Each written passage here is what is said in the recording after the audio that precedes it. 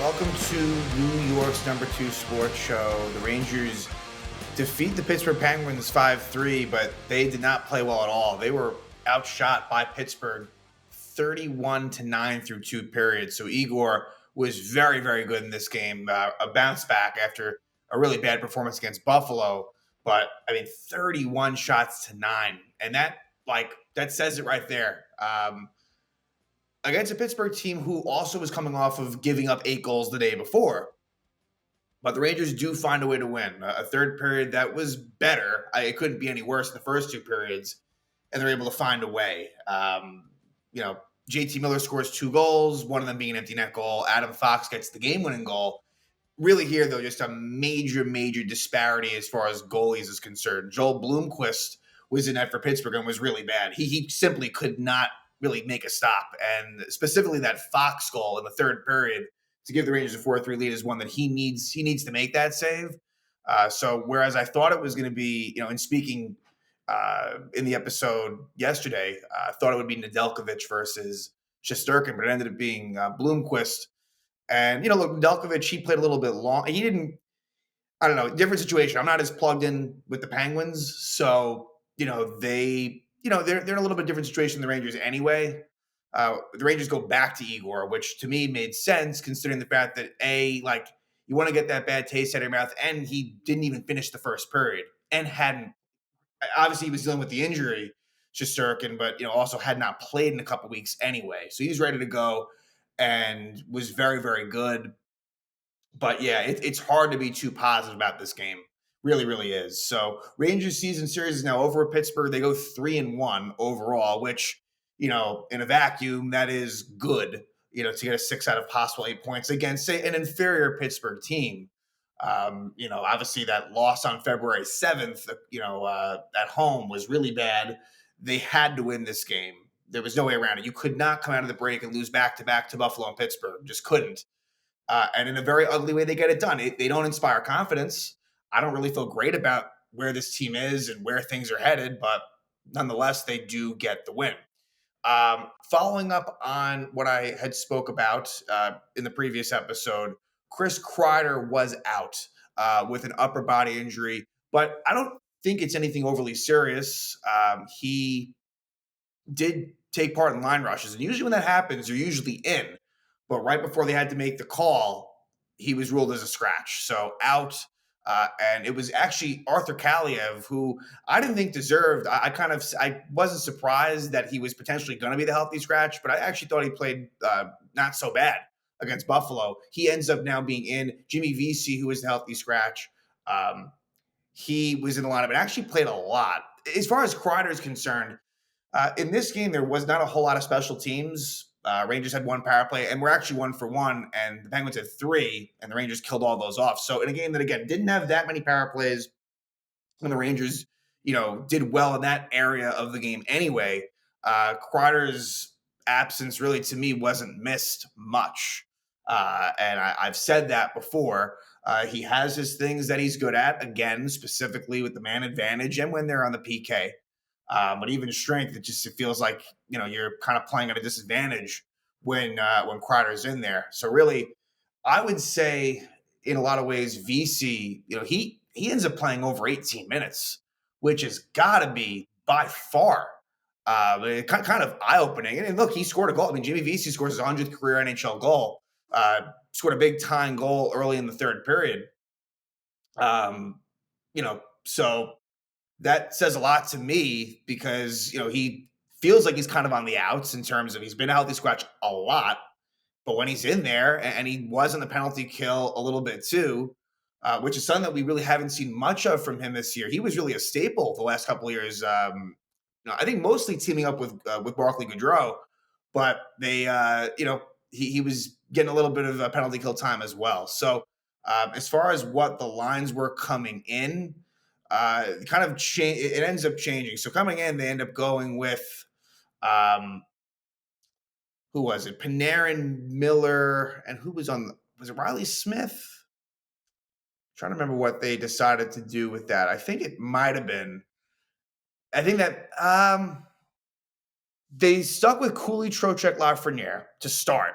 Now again, that ends up changing. Oh no, sorry, it was Zibanejad. It was Panarin, Miller, Zibanejad, and then the third line center was actually technically Carrick. It was Vesey, Carrick, and Riley Smith, and the fourth line was Brodzinski, centering Kaliev and Rempe. But what it ends up being, which is more important, is they've really been sticking with Panarin and Miller. And Artemi Panarin has not looked good just in general. And forgetting about the fact that he's with Miller as far as play style, like Panarin has been very, very, very underwhelming lately. Before the break, coming out of the break, and he's got to get going. Panarin has, who got off to a red hot start, in the beginning of the season. It has just not been anywhere near good enough for a while now. So it was Panarin, Miller, and Lafreniere. Alexis Lafreniere, not a good game from him either. You need so much more from him. I mean, the disappointment continues, and I'm just hoping that somehow he'll snap back into what we saw at the end of last season. But that's feeling like more of an anomaly. He's capable of it, but what we've seen more of is this inconsistency and just not really making a noticeable impact positively on the ice. Then the next line ends up being Zibanejad centering Cooley and Smith. And, overall, individually, those play. I mean, Cooley scores a goal. He was noticeable, mixing it up with Crosby as well, actually, in the third period. So, Cooley, he's one of those guys that's, typically he's a hardworking player. You're going to notice him for the most part. And, he makes his presence felt there. Riley Smith against his former team picks up a couple of assists, made some contributions, was involved. Zibanejad, not great really, but, I guess not horrible, but nothing that was overly, I don't know, offensively, it didn't seem like he really got involved too much. Then you have Trocheck, who's still dealing. I mean, he's very clearly hurt, but continues to play, and he was centering Kaliev and Vesey. So that was kind of the three lines that we're mostly going with. And the fourth line, at that point, it's Brodzinski, Carrick, and Rempe, but they didn't really play Rempe much. And it was kind of undeserved. Rempe really, there was a bullshit penalty called against him in the first period. We'll talk about that once we go through the game. And then he actually draws one, which leads to the Rangers getting a power play goal. But Rempe basically, they sit him out. Don't really remember him playing much at all in the third period. So it was kind of just Brodzinski, Carrick, and then someone else kind of rotating in for that third spot. And then for the defense, the pairs that we are, of course, accustomed to. I thought, I haven't liked Vakanainen and Schneider lately. Schneider with a lot of just bad turnovers, so I haven't really loved that pair much. In this game, better. I mean, look, as far as Lindgren Fox, better in this game for sure. And then Miller Borgen.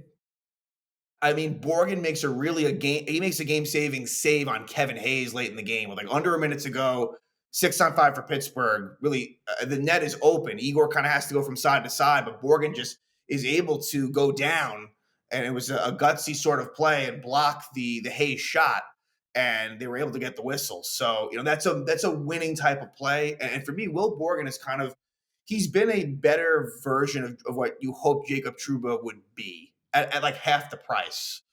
Again, I still think it might have been sensible to wait as far as making the Borgen extension decision until the deadline. I feel like they may have gone a little bit too quick on that one. That said, he has been, one of the few bright spots in what has been a really, really bad time for the Rangers. And then this was, again, they did not deserve to win this game at all. Not at all. So, Rangers, again, on paper, with the goalies, Shesterkin versus Bloomquist, and how it played out, that was the overwhelming advantage. So, in this game, Crosby and Malkin are playing. For the Rangers to have lost that game, and I know, look, Evgeny Malkin, who actually was pretty good in this game, for them to have lost that game a couple weeks ago at home, it's another example of why it's hard to really have faith in this team. But a very low event start to the game. Rangers not really generating much, but neither was Pittsburgh. But then as the period goes on, Pittsburgh starts to get going a bit. And they get on the board first. At 12:53 would be Evgeny Malkin scoring his 10th goal of the season from Glass and Heinen. And this was a situation where the puck was in the Rangers zone for quite a long time. I think Vincent Trocheck, might have fallen down at one point. Yeah, I've noticed that lately with him, where Trocheck, like, I'm not sure if that's injury related or what, but he's been having trouble just kind of staying on his feet, just really been falling down a bit and, kind of cycling it around. And Cody Glass kind of fans on I think it was either a shot or a pass directed towards Malkin. And Vakanainen was battling Malkin in front, and Malkin gets the position on him and is able to tip it in to make it 1-0 Pittsburgh. Then at 14:24, Rempe is called for interfering with Matt Grzelcyk. Now, Grzelcyk would leave the game, and I don't believe that he would return. No, he would not. He only played the 5 minutes, so Pittsburgh was rolling with 5 defense for this game. They initially called a 5-minute major. There was no penalty here. This is simply a big player hitting a smaller player. That's it. And so they smartly reduce it to a 2-minute interference penalty, but really it should have been nothing at all. But it ends up kind of working out for the Rangers. They had better opportunities shorthanded. They really did. I feel like it kind of got them going, at least in that little moment, the last 5 minutes of the period. Rangers kill that off, and then Rempe draws a penalty. Letang trips Rempe at 17:41. Rangers get on the power play. First unit did absolutely nothing. Vincent Trocheck took the spot of Kreider, as you'd expect. Second unit scores. And really, all of the Ranger goals were kind of on the rush. All of their, these were all either odd man situations or transition goals. And this was another example of that, where Will Cooley scores his 15th goal of the season, assisted by Keandre Miller and Riley Smith. And not a great goal by Bloomquist. A good shot by Cooley, but one that should have been saved. A nice play by Keandre Miller at the blue line to kind of fake the defender out a little bit, gives Cooley a little bit of room on the left side, and he scores. And it goes back to, for me, the fact that Will Cooley was at points recently, not on the second power play unit, is just blasphemy to me. This is someone that absolutely should he should be on that second unit for sure. He's very deserving of that. And so Rangers are tied 1-1 at the end of one, and they shouldn't have been. It gets even more fucked up in the second period, because the Rangers actually somehow played worse in the second. They got outshot 19-4 in the second period. At one point, I think they were outshot maybe 14 or 15-0. Rangers didn't get their first shot on goal in the second period till 5 minutes left or something like that. But the Rangers actually outscore Pittsburgh in the second period, crazily enough. Now, there were a couple of penalties that did lead to the shot count really being elevated for Pittsburgh. Vakanainen holds Beauvillier at 4:45. After, again, a long shift in the Rangers zone for Pittsburgh. This game was in the Rangers zone, just was. Rangers kill it off, and then at 12:26, Will Cooley interferes with Ricard Raquel. That is also extinguished by the Ranger penalty kill unit. And then on a 2-on-1 situation, with 3 minutes left in the second period, JT Miller scores his 12th goal of the season, assisted by Fox and Panarin. So basically what happens here is Fox is able, so a bullshit point for Panarin. Fox is able to kind of try to get out of the zone, and JT Miller is able to make a good poke check to get it past the defenseman. I think it was P.O. Joseph. And he had Lafreniere the other side, and Miller just decides to take the shot going along the right wing, and he scores past Bloomquist to give the Rangers a 2-1 lead, which they would take on in the third period. Rangers going into this game were 18-1-2 and leading after 2. That now improves 19-1-2, but it started out disastrously in that third period. Ryan Shea, who's a defenseman for Pittsburgh, who had not played an NHL game in a little less than a month, he actually scores 2 goals early in the third period. Talk about, a completely random thing to happen. So 57 seconds in to the third, Shea ties it up. It's his first goal of the season, and second goal of his career, assisted by Malkin and Carlson. Behind the play, you actually had Will Cooley kind of mixing it up with Sidney Crosby.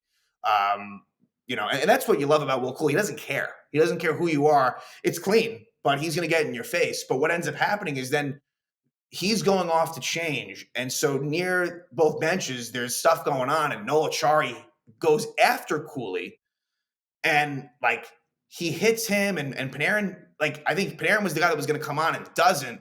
And so you're kind of dealing with a situation at that point where it's kind of almost like a 4-on-4. And just Ryan Shea ends up wide open. And it's a shot that I don't think Shesterkin saw. I think there was a screen in front, and it ties it up at 2. And then Pittsburgh scores again at 3:31. A really fluky goal where it's Shea's second goal of the game, second goal of the season, assisted by Crosby and Kevin Hayes. And this was one where, again, Pittsburgh gets to the zone. Bad job by Panarin to start. Panarin drops his stick in the neutral zone and then really just is lazily gets back. So an awful shift by Panarin, but it's related, but also somewhat unrelated. Shea takes a very innocent shot from that left point. No Pittsburgh player is in front, and it goes off of Keandre Miller and in. I guess Igor could have. Igor was the main reason they won this game, and it was maybe he could have been a little bit more glued in, but that puck was going wide.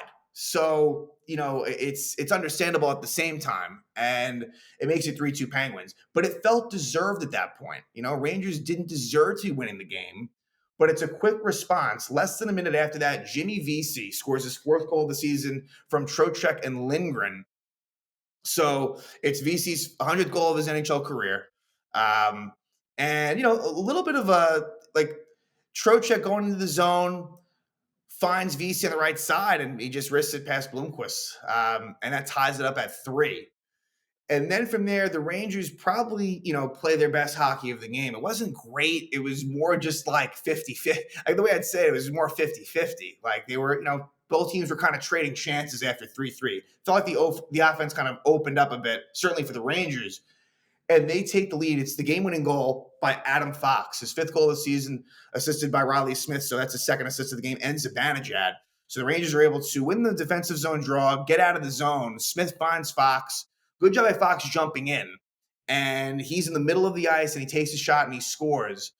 Not a good goal. That was the worst of the bunch. Bloomquist wasn't good. That was the worst one. And it gave the Rangers a 4-3 lead. Good for Fox, who I feel like confidence has got to be a little bit down coming off of the Four Nations tournament. This was good. And Fox hasn't scored goals. Look, he only had 2 going to this game, I believe 2 non-empty net goals all season long. So that makes it a 4-3 Ranger lead. And then things did get interesting where the Penguins pull the goalie. And as I mentioned earlier, where Borgen really makes a game-saving play, going down to the ice and stopping the Kevin Hayes attempt, which would have been a pretty easy tap-in goal into basically an open net. But the Rangers were able to, do enough to survive, and JT Miller puts the exclamation point. His 2nd goal of the game, 13th goal of the season, assisted by Jimmy Vesey. So another example where Vesey, now there were icings involved here, but Vesey being on the ice at the end of the game, again, showing a lot of belief in him. And the interesting thing with him is he's someone that I could certainly see, there's a definite chance that he may not be a Ranger after the trade deadline. So this was for other teams watching, not that you'd be getting much back for Jimmy Vesey at all. Trade compensation would be very minimal, but still. But anyway, JT Miller is able to score at 19:53. The Rangers win at 5-3. Again, not a good game from them. They're able to find a way. They improve to 28, 25, and 4, so 60 points in 57 games. They're going to need to do a lot better. Their next game is against the Islanders, and the first game between these 2 teams in a while, and the first game of the season at UBS Arena. So the Rangers still have 3 more games with the Islanders, and those 2 teams are very close in the standings. Based on the way the Rangers are playing, it's hard to have a lot of confidence, but obviously Shesterkin is kind of that wild card. Because when he is dialed in, he can win you games single-handedly. That's kind of what happened here. Now, he ends up giving up 3 goals, so the stats aren't going to look that incredible, but really, he was very, very good, and the reason why the Rangers stayed in this game. And we know that magic number. When the Rangers go down by 2 goals, they don't have a single win all season. Luckily for them, they only trailed by 1. And really, it was they didn't really trail much in this game. They had pretty quick responses in those situations. So we'll see what happens. We'll see what's up with Chris Kreider, clearly dealing with something.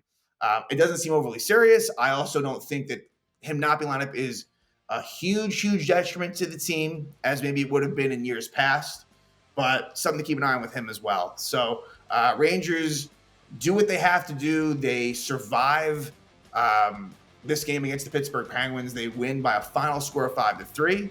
And now this road trip, more of a local type road trip, continues as they will now take on the New York Islanders before heading home to face the Toronto Maple Leafs for the first time in a couple weeks. So some big games heading up before we reach the March 7th trade deadline.